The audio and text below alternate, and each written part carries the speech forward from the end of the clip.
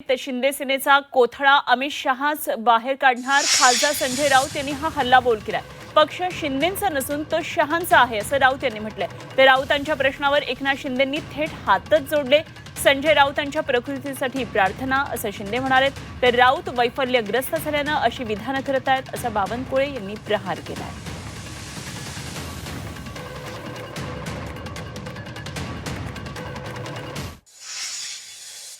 बघा, शिंदेंची शिवसेना जी आहे ते म्हणतात, मुळात शिंदेंची शिवसेना म्हणायला आम्ही तयारच नाही पहिल्यापासून.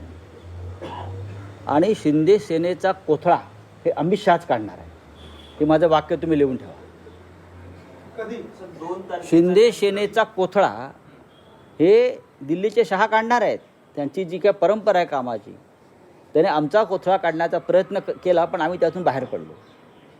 पण त्यांच्या स्वभावानुसार आणि त्यांच्या कार्यपद्धतीनुसार शिंदे सेनेचा कोथळा हा दिल्लीतूनच काढण्याचा आहे.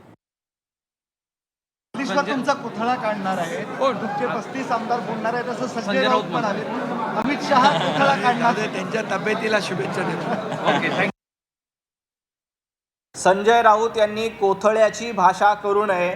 महाराष्ट्रातल्या जनतेनं उभाटा गटाचा कोथळा विधानसभेच्या निवडणुकीला बाहेर काढला. महाराष्ट्रातल्या जनतेनं तुमचा महापालिकेच्या निवडणुकीत देखील कोथळा बाहेर काढण्याचं ठरवलेलं आहे. त्यामुळं कोथळ्याची भाषा संजय राऊतांनी करू नये. आपण आपला कोथळा सुरक्षित राहण्यासाठी थोडासा प्रयत्न करा.